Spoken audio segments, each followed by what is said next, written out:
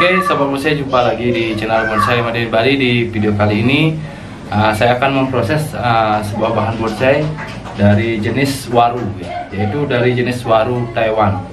Dan waru Taiwan ini sudah sekitar 6 bulan ya, 6 bulan di tempat saya. Jadi awalnya bahan ini saya beli di tempat atau di teman saya ya. Jadi saya pas nge-review, saya melihat bahan dengan harga yang terjangkau sekali. Dan saya lihat juga geraknya bagus, kemudian saya ambil. Jadi ini bahan seharga 100.000, 6 bulan di tempat saya. Jadi bagaimana memproses dari bahan ini? Di awal bahan ini memang tanpa karang. Saya melihat kekurangan karena saya lihat akarnya lumayan tumbuhnya tinggi ya. Namun ukurannya kecil. Jadi dibuat expose root saya lihat agak sedikit kurang. Kemudian saya punya inisiatif untuk menambahkan karang dari bahan ini. Dan bahan ini masih proses pengelosan, penyuburan, dan banyak tumbuh tunas-tunas yang tidak diperlukan. Jadi ini sangat mengganggu sekali ya. Mengganggu sekali pertumbuhan dari tunas-tunas yang tidak diperlukan ini. Karena beberapa tunas yang kita perlukan tumbuhnya kurang bagus. Karena ada di letaknya di bawah.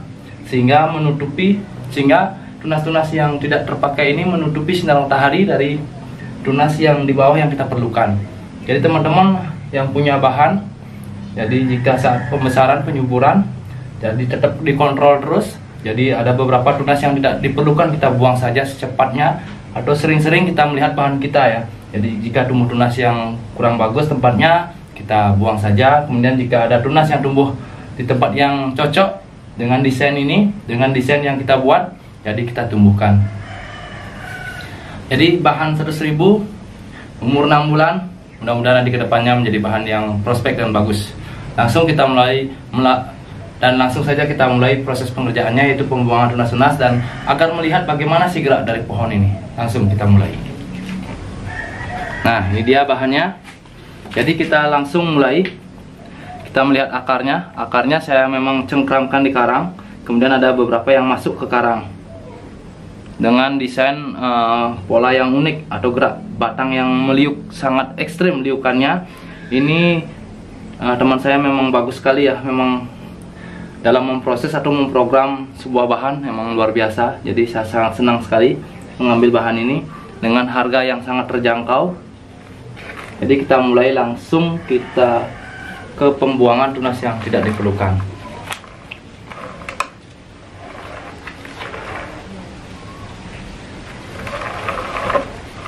Ini ada tunas satu tumbuh, mungkin saya akan pakai sebagai dimensi di belakang. Dan ini memang pasti tidak terpakai. Ini tunas waru Taiwan. Jadi ini bisa kita gunakan nanti untuk okulasi. Jadi kita simpan dulu.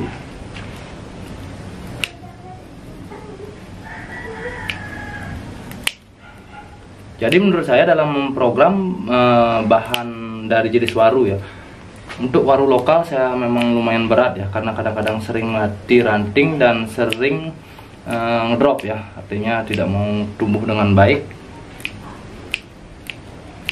Jadi rantingnya jadi saat kita ngelos kadang-kadang diem, mandek atau macet ya. Kalau untuk waru jenis ini memang lebih bagus ya kita buat bonsai. Bukan berarti bonsai atau jenis dari waru lokal tidak bisa kita buat bonsai. Jadi waru lokal juga bisa, namun lebih berat ya tantangannya.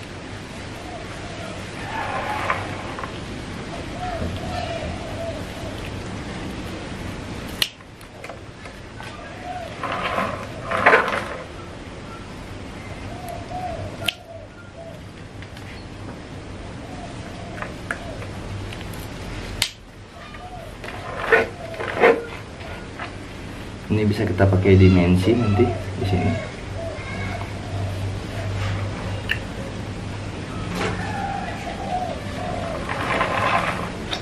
Yang besar tidak kepakai.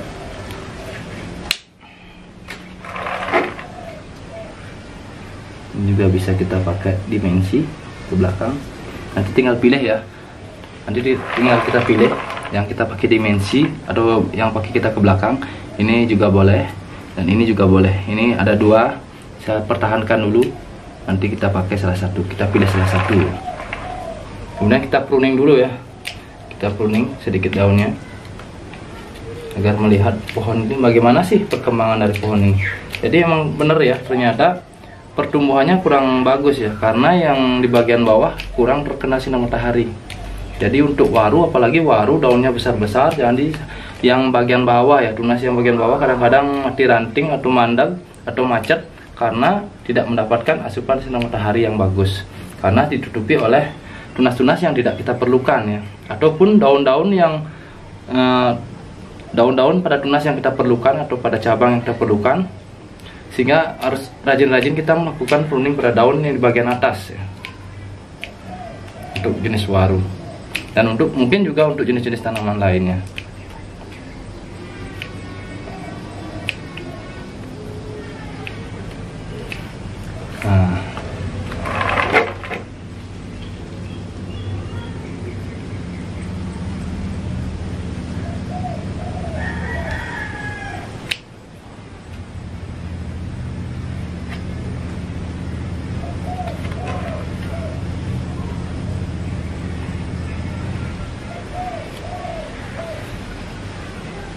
Nah, yang ini tidak akan saya pakai karena mengganggu gerak.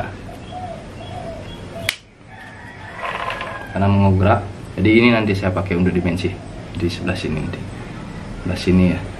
Kalau kita lihat dari dapat depan, nanti akan di sini akan ada percabangan yang tumbuh.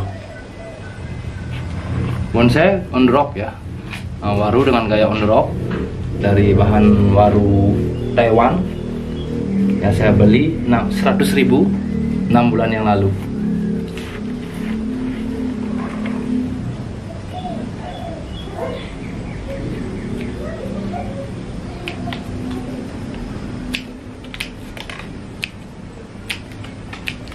Dan saya buang daunnya agar untuk tunas yang di bawah agar mendapatkan sinar matahari, sehingga pertumbuhannya juga semakin baik.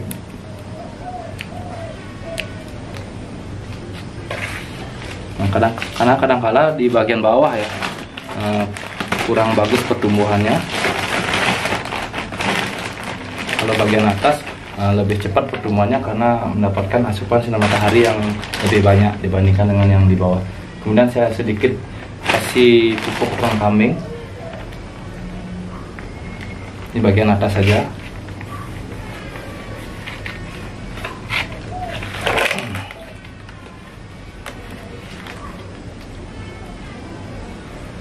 Mungkin untuk kawat belum ya. Untuk kawat masih saya biarkan dulu. Saya biarkan dulu agar tidak jika sudah masuk ke dalam kambium baru nanti saya akan lepas kawatnya. Dan kita cek lagi, kita lihat lebih detail lagi. Mungkin sedikit kekurangan di bagian akar ya. Harusnya akar yang besar ini kita pecah ya, atau kita belah. Nah, jika ada waktu nanti saya akan melakukan pemecahan di akar ini agar terlihat akarnya mencengkram sekali di karang. Karena bonsai ini berkonsep gaya on the rock, gaya mencengkram di karang. Bagaimana kita melihat dari gerak akar supaya memang terlihat natural mencengkramnya di karang. Jadi seperti itu. Dengan liukan yang ekstrim.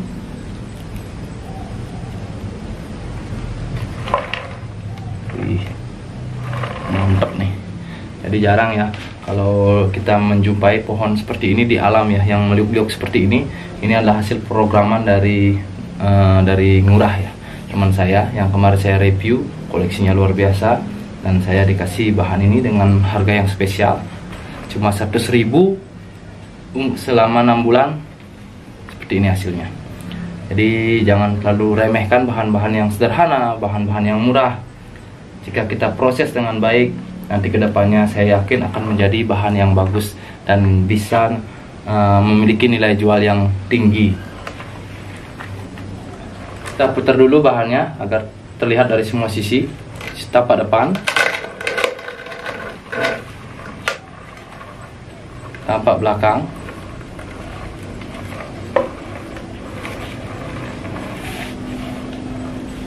ya.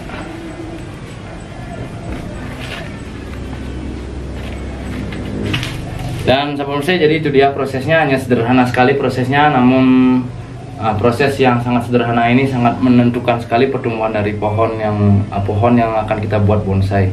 Jadi jangan terlalu meremehkan hal-hal yang sepele. Jadi biasanya hal-hal sepele itu bisa mempengaruhi atau bisa memperburuk keadaan kalau tidak cepat kita proses. Jadi contohnya seperti tunas-tunas yang tidak diperlukan, seperti pohon waru ini karena tumbuh banyak jadi menghalangi sinar matahari. Jadi cabang atau tunas yang kita perlukan di bawah ini terhambat atau terhalang sinar matahari sehingga pertumbuhannya juga kurang bagus. Jadi kita harus cepat memangkasnya agar proses bonsainya akan lebih cepat lagi.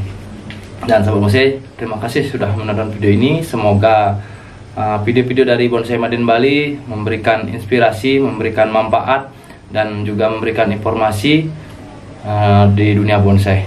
Semoga bermanfaat. Sampai ketemu di video-video saya berikutnya. Salam bonsai.